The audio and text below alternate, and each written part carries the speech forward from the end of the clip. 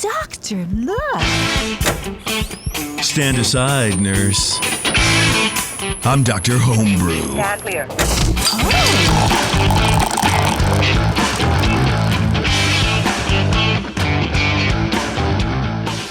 Hey, welcome everybody. Dr. Homebrew. We're back here with another few beers to drink, and I think we're actually going to be talking about some off flavors again. We're going to do Brian's off flavor corner. Brian squared. Yeah. Our off flavor corners. Or off flavor corners, that's right. Or off kilter, as we usually are. We are not only just here to drink your beer, but we're here to talk to you about potentialities of what could possibly happen with your beer if you don't listen to us, which is really what the show is all about. We want you to listen to us, and that's it. That's all I'm going to say about that. Before we get too far into the show, though, I want to thank our sponsor, 5 Star Chemicals. Go to 5starchemicals.com, learn about every single little thing you can do to make your beer better, which is mainly cleaning and sanitizing your home brewing equipment in that order. There is no such thing as a product that does everything as well as, 5 Star products do step by step. Clean, one product. Sanitize, use a different product. That's what happens. That's what professional breweries do. If you want your beer to come out tasting just as good or better, if I know some of you, anyway, you'll do what I say, and really it's just regurgitating what 5 Star says. So check them out, 5starchemicals.com. Brian Cooper, Brian Shaw, how you guys doing, man? You guys doing all right?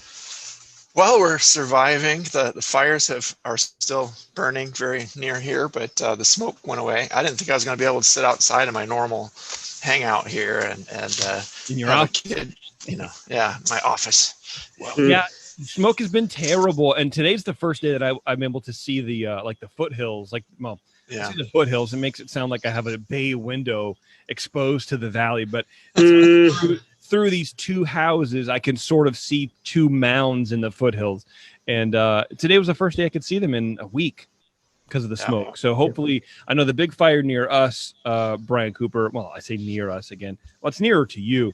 That's like 25% contained now, which is great. It was holding it. Yeah. It's already like the second biggest fire the state's ever had. So thank you, first responders. You guys are a lifesaver, literally. Like it's when you look over the hill, I didn't see like flames from my area here, but from parts of Livermore you could see flames over down Mines Road. It's just, I think they're doing preventative burning to keep it from crossing over that and threatening our city. So thank you to all of them that they're working on that. It's like Brian Shar, how is that smoke out in Martinez, because you're closer to the Vacaville fires? We're like surrounded by fires right now. Yeah, we're like 18, 20 miles from the Fairfield Vacaville fires. It's been pretty smoky off and on for a few days, but like Brian was saying, I think it's just under containment enough now, and the winds are just right, that rather than being like 100 degrees and smoky and having to have all the fans on in the apartment and just blowing the smoke all through, it's actually been pretty nice today. And it's actually just without the AC being on, windows are open, it's pleasant, it's comfortable, it's not smoky. Maybe it's just blown out my my nose. I don't know. Maybe that, or I've got coronavirus and I can't smell anything. Yeah, well, the boomer flu. Yeah, it's interesting, man, because don't call me a lot of things, but do not call me a boomer. Well, look, man, if the shoe fits, you want to get it less on sale. I want to get like a stride, not the stride right. What do they call the ones that the old people like? The hush puppies. Get myself some hush puppies. Then I'm a boomer, man. It's no tie, like Velcro hush puppies. Man, I'd be like 80 years old and loving it. It's been interesting, being at home, being confined as much as we are, which is to the extreme, but whatever is what it is. And then you have this heat wave. And then you have the fires and the heat wave. It was 108 degrees and smoky 4 or 5 days ago out here. And it's like, today was the first day we could open the door and not suffocate. It was very bad. So the White Walkers are going to be knocking on your door next. So right. All right. Well, we are joined by Ken. Ken, what's going on, my dude? Good evening, gentlemen. I'm hoping I don't have a smoked triple with the aromas going on, and that is not the intended style here. No, I am drinking a smoked 805, which is new.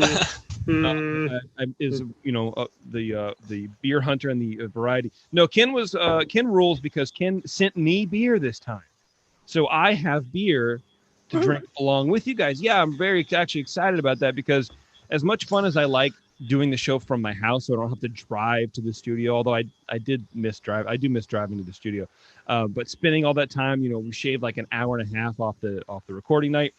I miss drinking the beer, and so oftentimes I'm just sitting here bored out of my mind because I need to focus and I can't chime in. But now I can engage with this Belgian Triple you have sent us. I felt for you. I listened to the past episodes, and I felt for you that you always seem to be left out. So I thought I'd try and help you out this time. Thanks, man. Yeah, I really appreciate it. It's not an IPA. I appreciate that too. The first one we're going to be doing here, Brian Coop. All right, let me crack the beer here. Okay, we are doing this tonight. So I had a little bottle variation, and I wanted to just point to this. It's there was one that was a little lower, and I don't know if that, if something leaked or anyway. I have poured Nice. 100% foam. A nice strong hiss, and I imagine, as carbonated as the other sample was, that this might have been hard to bottle, and there could have been foaming in the. It's the rare beer that I'll pour as a judge with a tipped glass here. So, okay, here we go. Jar, no doubt. Belgian Triple had a really, the first bottle had a good fill level, so I used that one to judge last night when I worked on it. It had a nice hiss. The foam started creeping up into the neck, actually. This one's kind of popping up a little bit, but it's not as severe as the one I judged last night. So I might get some flavor variation here too. So I'm going to kind of go with it as we go along. In the nose, it had a peppery, kind of a medium-high peppery quality. The fruit was fairly big as well, with some bitter orange and kind of a lemon skin impression. Low spiciness and a medium-low alcohol note is evident. Kind of a medium-low perfumey and earthy and floral hop note in there. I didn't get any DMS or diacetyl, just a fairly clean Belgian fermentation apparent. And there's a fair amount of complexity there. I liked the nose quite a bit. Nose. Appearance-wise, it's medium gold with a fluffy white head of mostly finer and some larger bubbles. Just moderately hazy, not super hazy. A little bit of haze in there that should be cleared up for a little better appearance. But had some good Belgian lacing and great head retention. So close to full points, just cleared up a little bit, and there would be full points for appearance there. So flavor-wise, when I taste it, it comes in with kind of a stronger kind of orange pith in the flavor. The flavor was different than I expected from the aroma, so it changed me a little bit. The pepperiness is still there, but it's a little more biting, and then it's getting maybe covered up by some of the other flavors in there, kind of the not the brighter fruit flavors, but kind of slightly dulled fruit flavors. Yeast-derived fruity esters. But there's something going on with them a little different in this, and it's weird because it doesn't come through very much in the flavor, but it does change or it doesn't come too much in the nose, but it does change in the flavor. So the alcohols are very, very firm. I thought I got just a little bit of solvent, but not too heavy. Pretty big bitterness in there to me, and I'm not sure if that's from like the impression of bitterness from the phenols that are in there combined with something else, but it has the impression of some bitterness. It doesn't seem like a big hop bitterness, or like and obviously not a roasted malt bitterness or anything like that. But and it's also got a pretty dry finish, so that kind of comes out sharply. And then the alcohol is pretty evident there. The phenols just seem a little harsher in the flavor, partly because of that dryness and the and they're giving that impression. The alcohol is pretty. I'll get into the mouthfeel next, but it's warm. There's some. I almost thought there was something a little nutty or almond-like in this, or something I was trying to get at, like, I don't know, a marzipan or something cyanide. Odd in there. Ken put cyanide in here. We're gonna die. Yeah, been waiting for that to happen. Ever since I learned that cyanide had like an almond taste or aroma in some stupid spy movie, literally every time I taste or smell it, I go, "Well, that's something that's like, oh yeah." I don't know. It's weird, man. Mm-hmm. No cyanide. I'll reveal a little early. No cyanide. Thank you. Early reveal. Yeah, thank Everybody you. else stops drinking it. Yeah, so like it's you just a to little odd in the incriminate flavor. yourself on a podcast. Something a little odd there in the flavor, and it makes the malt taste a little grainier in the aftertaste too. Kind of. So the flavor's kind of playing together in a little odd way. I can get a solventy. It's to me, this tastes a lot like I could confuse this with you adding a bunch of orange blossom honey to this. Yeah. Where honey like it may, and it could be some oxidation creeping in. I don't know, and this bottle had a lower fill too, but the other one was filled up perfectly. So you were talking honeysuckle, I thought. Didn't you say something about the honeysuckle? Or maybe I like marzipan or like almond, like something oddly nutty, but it's I not get a big. It's a little minor note. Yeah, I get a honeysuckle, and I think that sweetness combined with maybe the oxidized flavors, or I don't know. There's something that sort of combines to make it taste like orange blossom honey, which I've it doesn't have that bright a lot of meads with. So I guess maybe that's my memory. I just want the triples to be a little have a brighter fruity edge. I guess bright is not really a flavor, but like just a nice, clean, fresher, fruity ester compared to the way it's displaying here. But mouthfeel wise, I'm getting quite a substantial warming effect going down all the way down into the chest. There's definitely something hotter in there, but it doesn't seem like the alcohol level is like way off the charts. It's just it's firm, but then there's a little extra and it's a little warming. Medium light bodied, with a very, very high CO2 level. The beer's not creamy, but it has a moderate biting astringency, possibly the combination of the carbonation with the phenols in there. The alcohol warmth, it's medium alcohol warmth, I would say, but just a bit hot, and it comes down further because of that. It's not overwhelming. It's just there, and you notice it, and it warms you up a little bit. Usually, this a triple should be a little more deceptive. But overall impression, it really had a nice, promising aroma. I liked that. It turned slightly more harsh and odd in the flavor, the mouthfeel. Just not as smooth and tricky of a beer as I hoped. I had nice complexity, but it wasn't like the kind of beer that's like, okay, you take a sip, it's like, oh, there's a little alcohol in there, and then you finish the glass and you're like, whoa, there was a lot more alcohol in there than I thought. The alcohol makes itself very, very well evident, very well known here. So I got to work on hiding that to have a more enjoyable, balanced triple, and figure out a way to kind of brighten up the estery flavors. I don't know if there is some oxidation creeping in here, or if it's changed over time a little bit. But the orange does take a twist to that kind of pithiness in the flavor, and I suspect with that honeysuckle kind of honey-like flavor coming in, that's probably what is playing off the nice. There are probably brighter fruit flavors earlier on in the beer's life, maybe, or I don't know. But try again. It seems like a good recipe and good ingredients. But I give it a 30. I thought it was it's a very good beer. It just needs some fine tuning. So I'll see what Brian has to say about it as well, and we'll discuss, and then we'll talk about your recipe. I'm interested to hear what you put in it. All right, Brian Shaw. All right, Ken, I have to ask you the question I have to ask everybody. Are you in a homebrew club? I am. I'm in the Royal Oak Area Homebrew Club. We don't have any fun acronym or name or something like that, so it's very generic. But we're about 30 pretty active members in the club right now. Oh, nice. That's really a good size, because that's enough to do different things, but it's not so big as to get unwieldy. So very cool. And I will have to share with everyone, for the sake of HomebrewCon that shall not be, I'm drinking your beer out of a HomebrewCon 2019 Providence, Rhode Island tasting glass. So go AHA. If you're not a member of the AHA and listening to the show, you probably would want to be a member of the AHA, so go ahead and do it. There, we got the plug. Okay, homebrew clubs, AHA plug. All right, let's talk about your beer. I like this beer. Talking about the bottle, I didn't look at both bottles. I pulled one out of the fridge of the two that you had sent.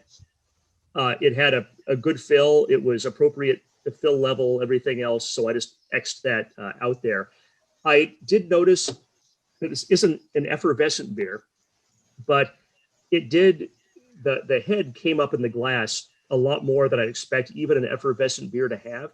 But I didn't have the sort of creeping up the neck that Brian did in my sample. Maybe I just wasn't sitting there watching it enough. But when I think about the ones that creep up the neck, you can go and drink half a pint and come back and there's like a bunch of beer on the sink because it came up out of the neck. And this didn't have, my bottle didn't have that.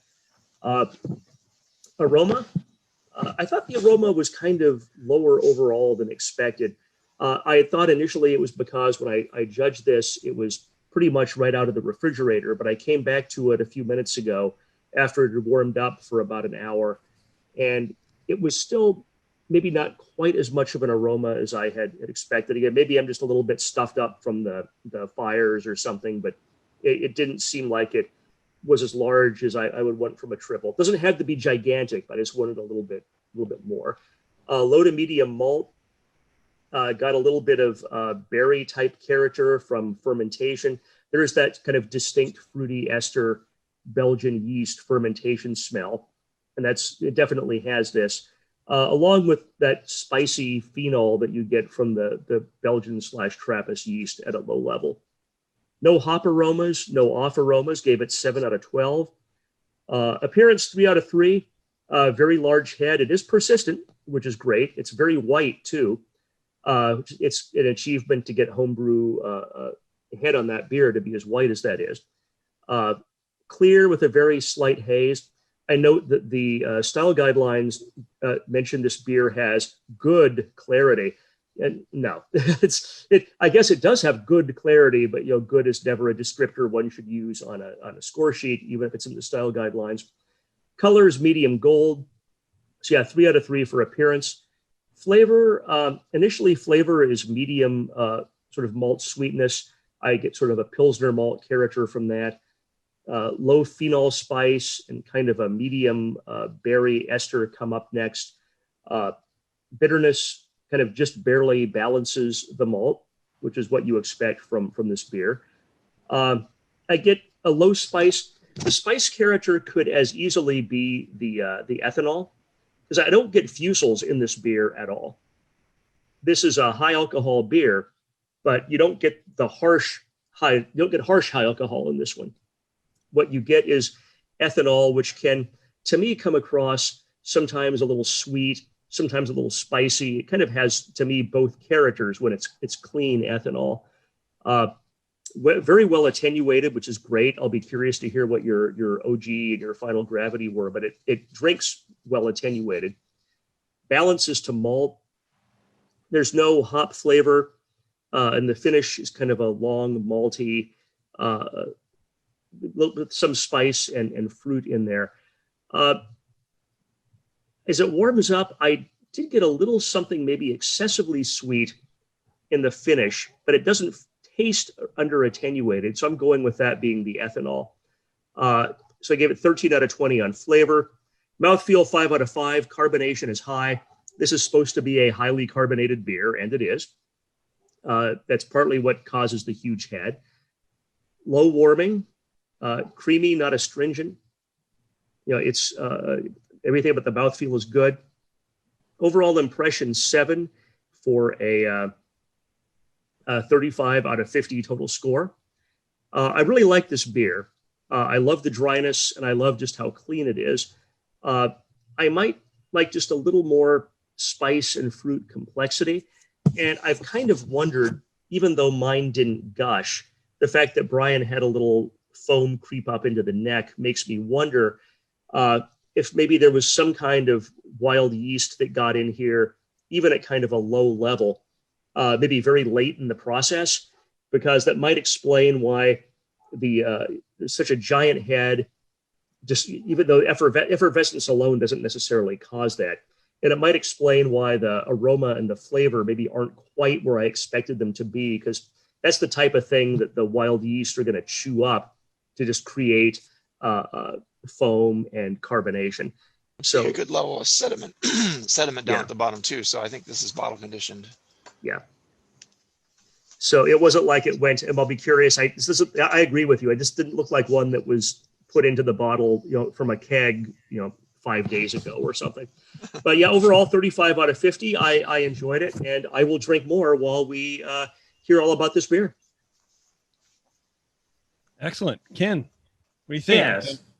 So the beer that we're trying to work around in this is a beer that we had in Bruges called Stama de Hare. I'll send you guys a little link there if you guys want to look at what I'm talking. But the trick on this beer is there's a head on this beer that lasts forever. So this is the actual glass that they serve it in. Oh wow! There'll be a good 2-inch glass on there that will stick around for 10 minutes. But it's not extremely it's carbonated, but not like so carbonated that just prickly on the tongue and craziness and stuff like that. So we're trying to figure that out.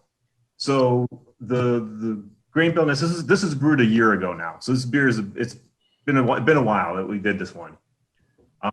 So it was a 12-gallon batch, 80% Castle Chateau Pilsner, 12.5% raw wheat malt, white wheat malt, and then 7.5% Avantgarde Munich malt.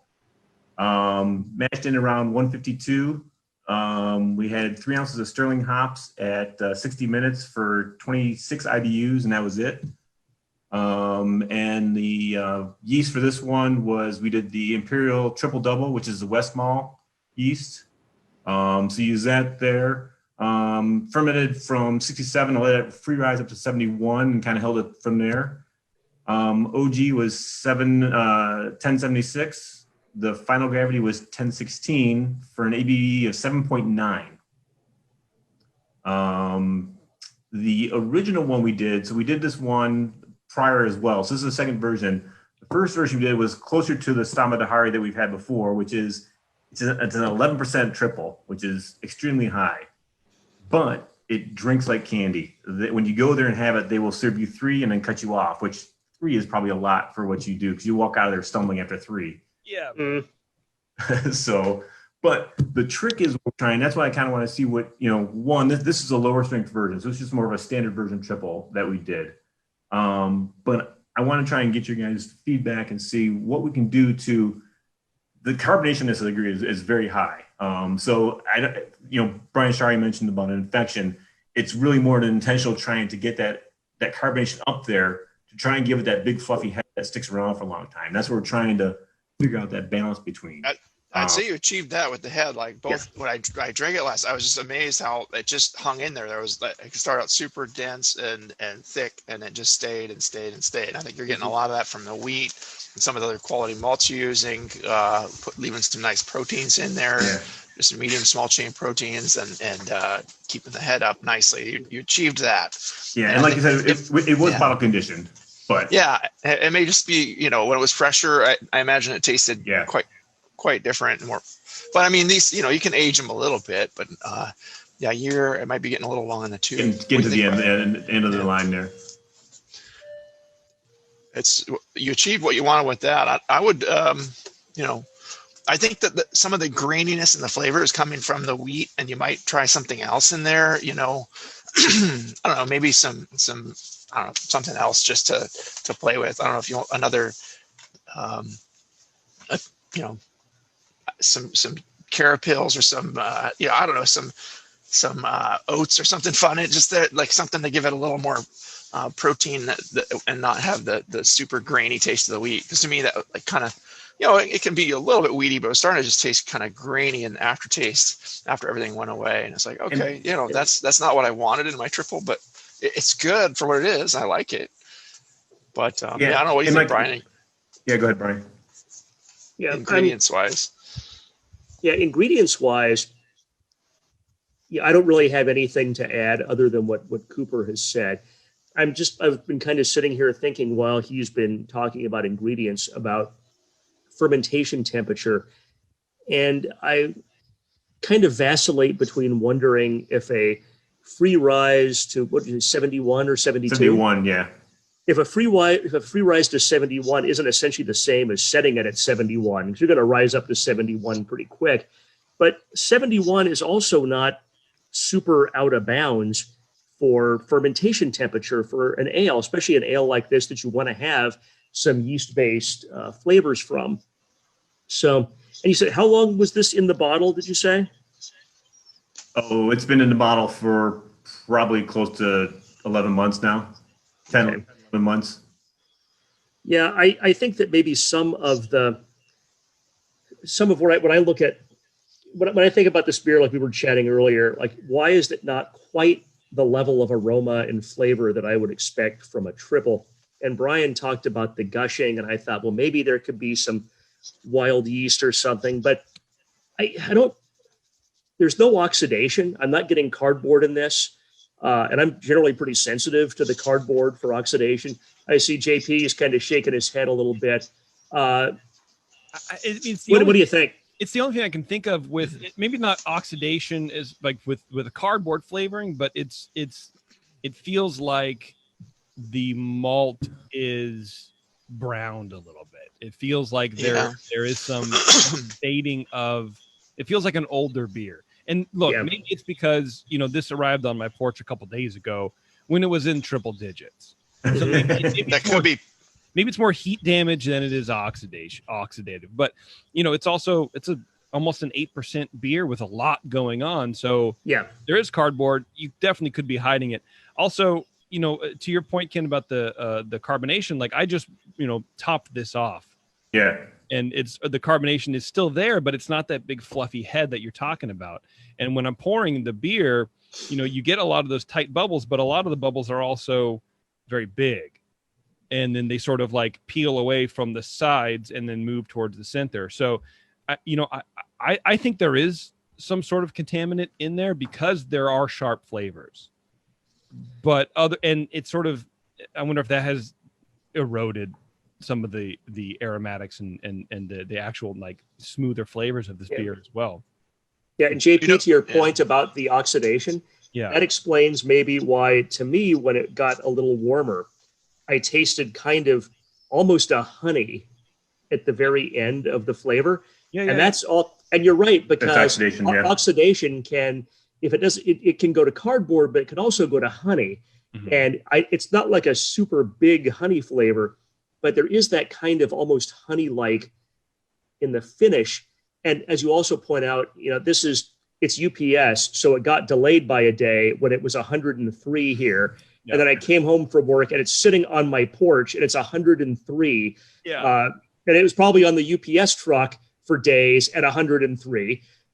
So frankly, I'm shocked that it was drinkable, much less something in the mid 30s. We should do a graph of our scores year over year and see if there's a dip in August. It's like, you shouldn't have entered in August, man. It just related to the outdoor temperature for the week previous. Yeah. I did see the temps when I saw the temps when I shipped it out, and I was like, "Oh, that's not gonna be good." I saw the package. It is still a year old though. Yeah, and I was like, "Oh, this is a homebrew dude. This dude is ballsy." I would never. But it is, like you said, it's a year old, so there could be there's an age. So yeah, who knows, man? Who knows? And so the yeast in the bottom of the bottle kicking something out a little bit. I mean, the yeast, having the bottle condition for a beer like this is great because the yeast will reabsorb. If you keep it at a nice cellar temperature, it'll reabsorb oxygen and keep it nice for longer. But at a certain point, you just can't push it that hard. Yeah, 102. I would try. Maybe you could try a version of this too with a little stronger and with just the Pilsner malt, and or less of the wheat, because the wheat's doing its job, and you want that head, but traditionally I was trying to think of other things you could add. I mean, traditionally it's mostly just it's not like you're using a really solid Pilsner malt, and that's those flavors are going to come through more fully if you just use that and a little less sweet maybe. All right. That was good. Ken, what do you think? Anything else? Oh, did you give us a recipe? Yes. Yeah, he did. Yeah. He did. What was I doing? Jesus. Like I get absorbed in the chat sometimes. I'm like looking to see if anybody's chatting anything, and I just tune out for 30 seconds or whatever. You were drinking 8% beer. Wait, there's Well, people in the chat? Well, it's mainly me saying hi. Oh. No one's all right, Ken. Well, if that's it, man, we'll let you go. Thank you, guys. Stay safe out there. All right, thanks. Yeah. So, Thanks, send Ken. us You another too. beer. Yeah. Cheers, Cheers. guys. We'll see you on the next show. All right, that's cool. All right, we're going to take a quick break, everybody, and we're going to come back and we're going to talk. We're going to be discussing. What are we discussing? Brian Shar, I believe it is. Yes, we are drinking a blonde ale after the break. Oh, that's the next show, actually. The next show. Oh, what are we drinking after the break? You got an Talking idea about things. of what we can Spoiler talk alert. about. Brian. Oh, Shar. yeah. Oh, yeah. We're just talking about stuff after the break. Off flavors, I believe. Okay, I appreciate that. All right, everyone, stay tuned. This is Dr. Homebrew, and we will be right back. All right, I don't have any intro music to play. Maybe people in the chat could suggest an off flavor they want to know more about. That's a really good idea. People are watching when no one's chatting, which is fine. Okay. Yeah, it happens. All right, well, let's come back. Brian, are you ready? I feel like you're unprepared, and that concerns me. I'm unprepared? Not you. Which Brian? The Brian whichever Brian- Brian is going to be talking about off flavors. I feel like. I think Brian had some good ideas. He was talking. He had some thoughts there. Are we ready? Hey, yeah, let's do it. Okay, here we go. Okay. Let's just come back because I don't have music. So here we go. Okay. Hey, everybody, welcome back. Thanks for hanging on with us. Thanks to Ken for sending his Belgian Triple. And then now we're going to hear from the lovely Brian Shar about off flavors. Well, What specifically, Brian Shar? I appreciate. I was a little bit thrown by you referring to me as lovely, Oh. but that is a lovely sentiment. So thank you very much. Sorry to make you horny before talking. Well, I don't know that you can. Okay, let's not talk. Let's not go into that detail. Go ahead. We've talked about off flavors on the show before. We've had Brian's off flavor corner, and we're going to have Brian's off flavor corners today. And we've talked about some of the common ones. You know, the diacetyls and the DMSs and things like that. And I think that we wanted to talk about some of the ones that might be a little more obscure, but ones that still do come up in the course of judging. And I will lead off with an anecdote from the very first time I ever judged homebrew at the old Golden Pacific in Berkeley, which is now Trumer Pills. But Golden Pacific had everybody, I believe, forget the competition even, but they had like a rabbit war in a little rooms, and they put like 4 judges in each room. And I got to judge barley wine for my very first time ever judging homebrew. And there were like 9 barley wines. And me and my judging partner were tasting ours. And the other 2 people at the table were a different team, and they're judging something else. And I hear one of them say to the other after they've judged a beer and still judging a different one. One says to the other judge, I taste rosemary and dirt. And we both, the guy I was judging with and I looked at each other, and we both pretty much in unison turned to the side and said, save us some of that, because it just sounded so weird and obscure that I wanted to taste like, A, what a beer that tasted like rosemary and dirt tasted like. Is that really what it tasted like? And B, just how the heck did it get that way, and how do you stop that?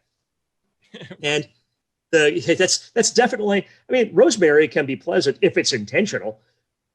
Dirt is never really going to be pleasant unless you're like 2. And even then, it's probably not pleasant. It's probably just pica and being 2 years old. But dirt, something that tastes like dirt, is definitely mold. And that's something that can occur in beers that you're aging. It's not that common. Usually with the oxygen presence, but it's in a sealed bottle, you would think it would be a lot less common. Well, kind of what I think had happened, as to my guess as to this one anyway, is that a barley wine is often something that, especially back in the day, something that somebody might be aging in a carboy or in a 5-gallon bucket. and it might be sitting there for months before it gets bottled.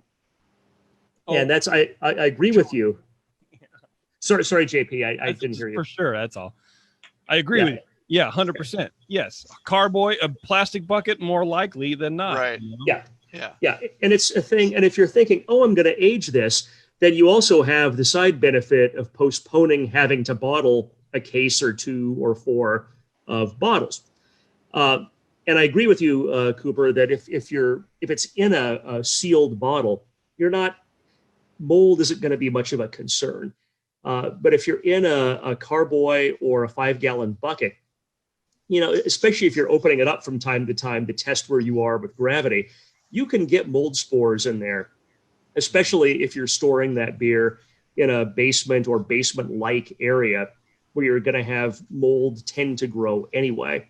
So that was kind of my opinion as to where that had come from.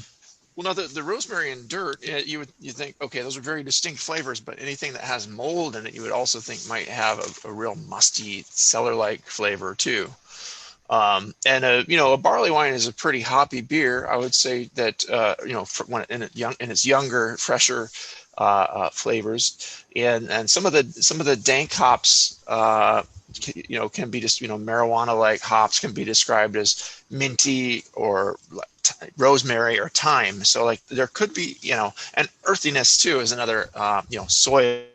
Geosmin is another hop-derived flavor that can come out in some beers more than others, just with certain hops that throw that. But I would think in an aged barley wine, that might be more prone to aging out and not really being there anymore. But just to play the devil's advocate and throw another angle at it, we're speculating here, all of us. So.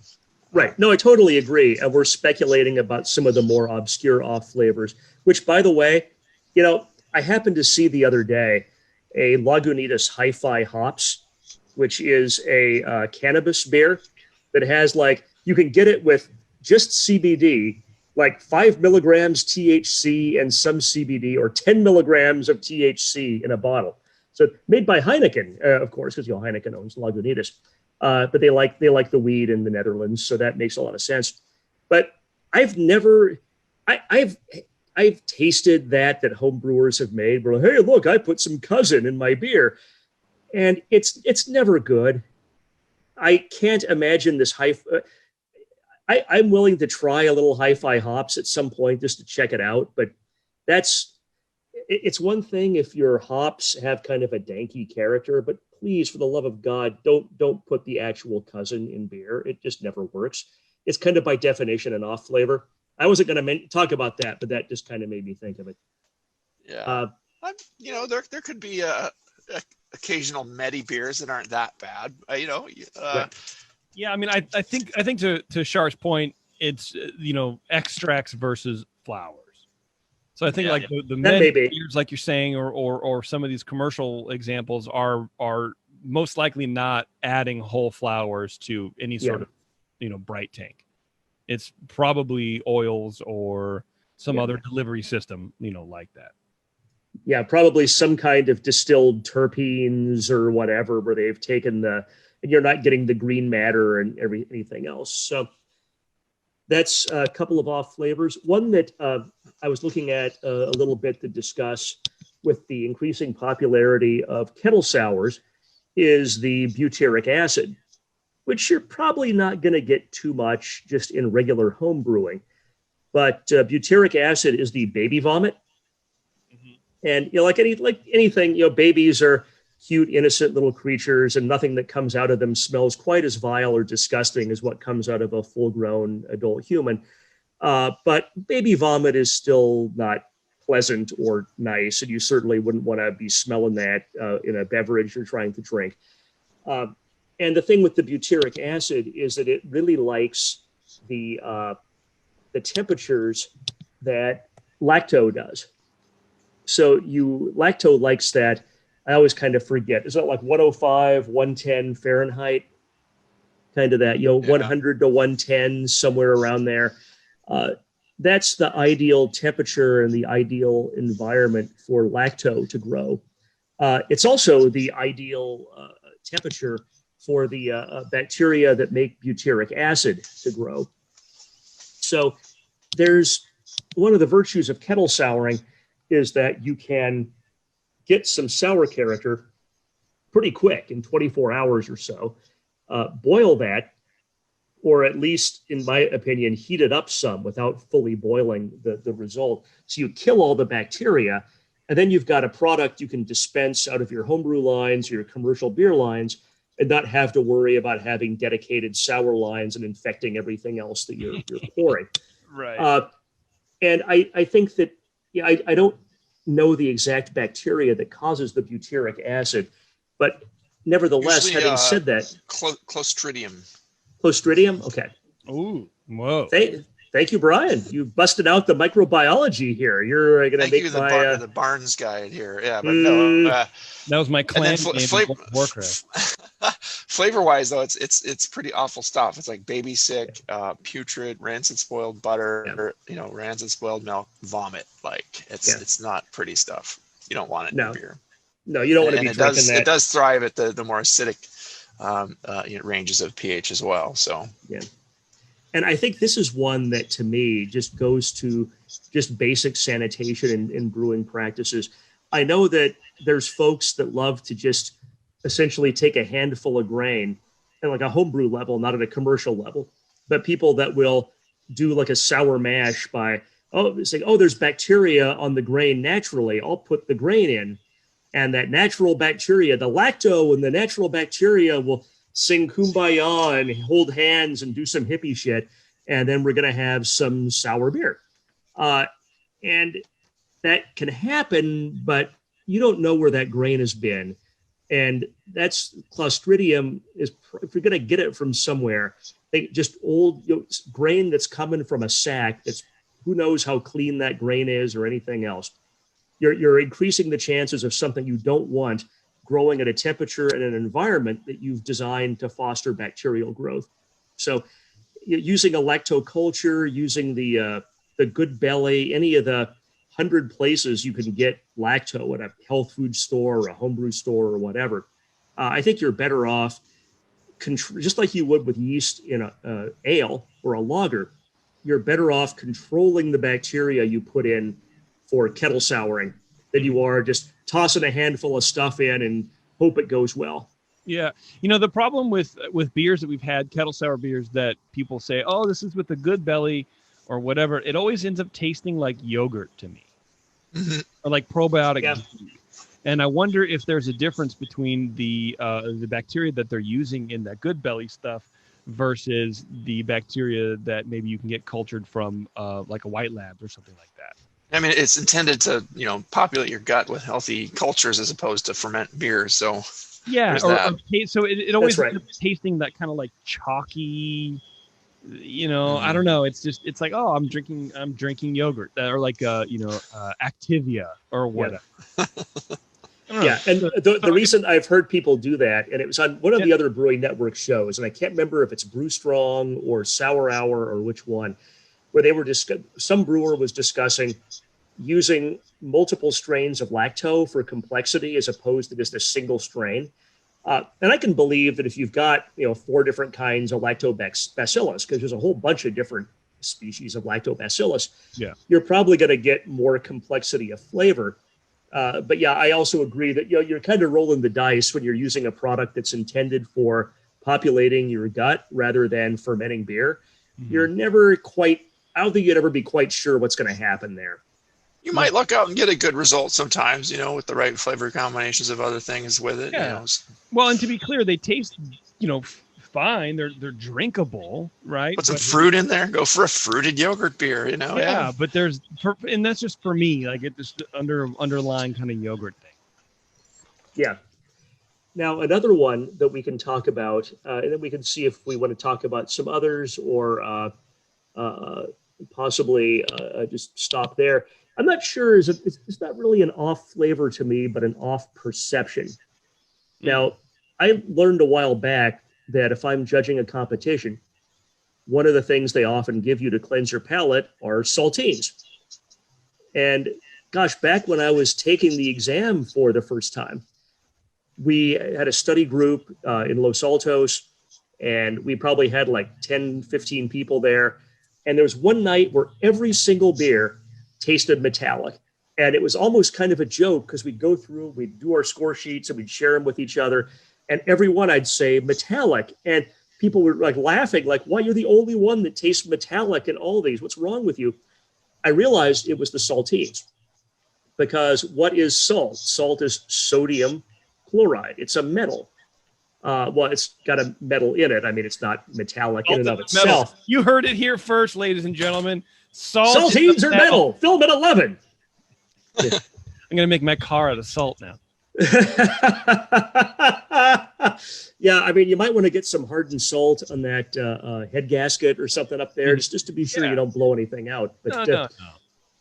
But because sodium, a component, one of the components of salt is a metal, I think that and I've chatted with people about this. I'm not the only person. Certainly not everyone has this perception, but be wary if you're drinking beer and all of a sudden everything is tasting metallic and you've just had something real salty, ostensibly to cleanse your palate, or even if you're just not judging and you're at home, you're eating something salty and your beer's not tasting great. Maybe, walk away from the salty thing for a little while. And that probably will improve your perception and make the beer taste less metallic. See, so here's my complaint about judging. One of them, anyway. And someone in the actually it was Ken in the chat mentioned that unflavored rice crackers is something, he says, I saw a Cicerone push for cleansing the palate. And it's like, as beer judges and as homebrew people, we know what to do to taste or to judge a beer properly, to taste a beer fully, the saltines, that whole kind of thing. But you go to any judging event early in the morning, it's 9 o'clock, they're serving you fucking orange juice.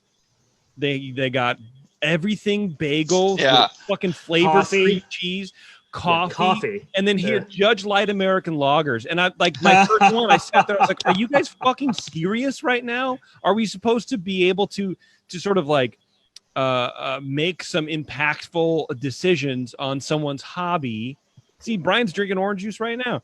Or gravy early, I can't tell. We're supposed to be making impactful choices on people's hobbies, and we're eating bagels with onions, and we're drinking coffee, and we're having cigarettes, and then we're going back to judging life.